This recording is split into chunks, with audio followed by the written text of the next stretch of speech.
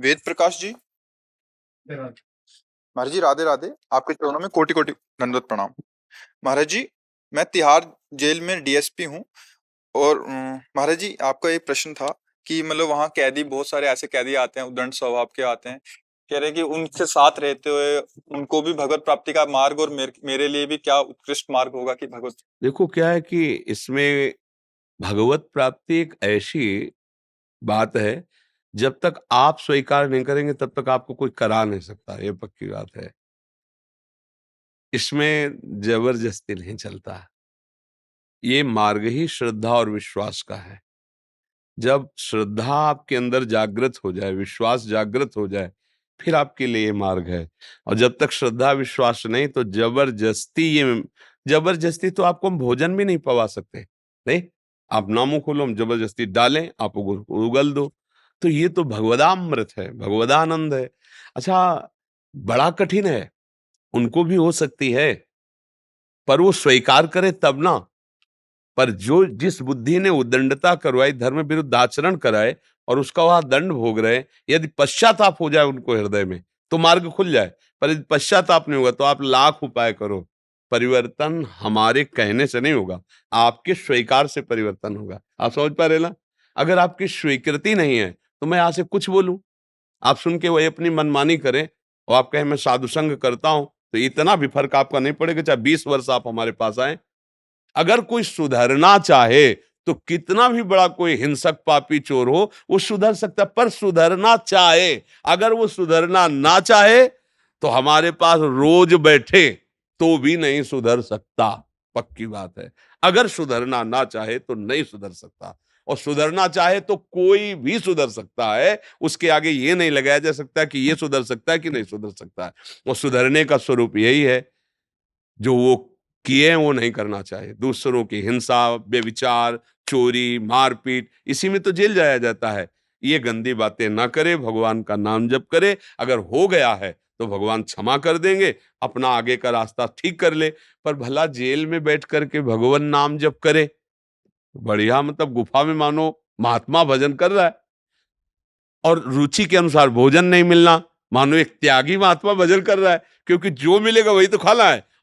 एक कमरे में मान लो बंद, तो बढ़िया गुफा में भजन कर रहा है। जब कोई मिलाने वाला व्यवस्था बनेगी तभी मिलोगे किसी से। कितना बढ़िया भजन का योग है। वो भगवत प्राप्ति वहीं कर सकता है, क्योंकि जो भगवत प्राप्ति के लिए चाहिए वो सब है। प्रतिकूलता ही प्रतिकूलता है, नहीं, पर वो ऐसा नहीं चाहेगा, क्योंकि उसकी बुद्धि निकृष्ट आचरणों से युक्त रही है। अब कोई ऐसा पुण्यवान हो कि ऐसा सोच ले तो हो सकती है, अन्यथा नहीं, क्योंकि बिना अपनी स्वीकृति के भगवत प्राप्ति नहीं हो सकती। महाराज जी, आपने बताया कि आपके प्रयासों से काफी कैदियों में सुधार हुआ, इसके लिए इनको 2 बार राष्ट्रपति पुरस्कार से पुरस्कृत हाँ, किया अब गया। क्या है कि उनमें, जैसे आपको बताया, वो सुधरना चाहते हैं, उनको लगा कि मेरे से गलती हुई और समझ आ गई, सुधर जाएंगे। अगर वो स्वीकृति ना करे, तो चाहे जितना समझाओ, आप कैसे समझ जाएंगे? स्वीकृति से है वो। जब कुछ लोग ऐसे भी होते हैं जिनसे संयोग वशात गलती हो जाती है, उनके मन में पापाचरण नहीं, पर संयोग वशात और फंस गए, वो सुधर सकते हैं। और जिनका व्यसन ही है ये, तो आपके सामने आपके पैर भी छुएंगे, हाथ जोड़ेंगे, पर पीछे वो ऐसे ही रहेंगे जैसे रहेंगे, क्योंकि उनकी स्वीकृति बदलना बड़ा कठिन होता है। और अगर स्वीकृति बदल जाए, तो देखो अपने लोग भक्तों के चरित्र गाते हैं कि पहले वो ऐसे रहे, फिर इतने बड़े महात्मा बन गए। तो ये तो बड़ा, मतलब सराहनीय कार्य है कि ऐसे उद्दंड बुद्धि को अगर कहीं किसी भी तरह सुधारा जाए, तो ये बहुत बड़ी मंगल बात है। और भगवान इसमें आपको बल देते हैं। अगर आप दूसरों का सुख चाहें, दूसरों का अच्छा मार्ग चाहें, तो भगवान का बल मिलता है, और उसी बल से हम सामने सुधार करते हैं। तो उत्तम बात है कि थोड़ी देर जो सत्संग की बातें हैं वो उनको सुनाइए, और अगर हो सके तो नाम जप की प्रेरणा कीजिए कि जैसे भी बने तुम राम कृष्ण हरि जपो, तो तुम्हारा आसुरी जो भाव है वो नष्ट हो जाएगा। कोई भी ऐसा नहीं है जो भगवत प्राप्ति ना कर सके, पर वो स्वीकृति करके आचरण में चले, तब हो सकता है। हमने यहाँ देखा है कि जैसे एक बहुत बड़े महापुरुष थे, परमानंद जी नाम था। तो जहाँ भगवान का भाव उत्पन्न होता है, तो सब लोग आने लगते हैं, जैसे पुष्प में पराग तो भौरे मंडराने लगते हैं। धनी मानी जन, बड़े बड़े पदाधिकारी उनके पास आन, तो फिर ईश्वर भी आता है। खान-पान सब ऐसे वैभव भी आता है।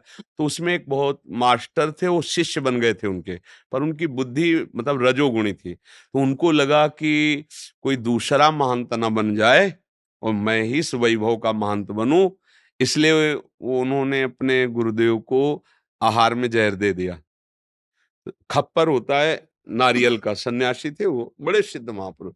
शरीर की भी शुद्ध नहीं रहती थी। तो स्नान किया ऐसे ही निकल पड़े, जो लोग आए तो उनको वस्त्र धारण करो, ऐसी ऊंची अवस्था। तो जब ऐसे देखा उन्होंने तो कहा कि ये किसने, वो सामने वो, तो ऐसे देखा पर सोचा कि और गुरु भाई उसको दंड न दे, तो कहा बच्चा क्या तुम समझते हो हमारा कुछ बिगाड़ पाएगा? और पी ले। 7 दिन तक कुछ नहीं।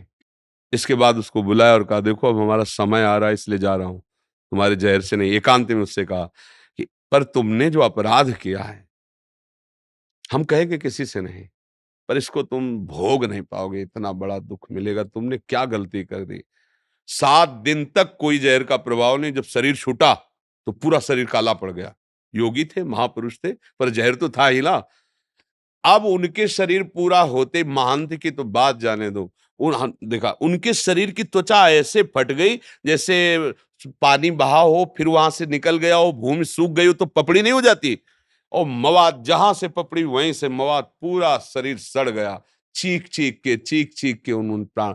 ये जो महापुरुषों का प्रभाव है, जब उनकी वाणी के अनुसार चलो तब पड़ता नहीं। देखो इतने बड़े सिद्ध महापुरुष के समीप उनका शिष्य क्या अपराध कर दिया कि लौकिक संपत्ति के लिए ब्रह्म स्वरूप गुरुदेव को जहर दे दिया। तो इसलिए मुझे लगता है कि उपाय करना चाहिए, और जो स्वीकार कर लेगा तो उसका मंगल ही हो जाएगा। जी।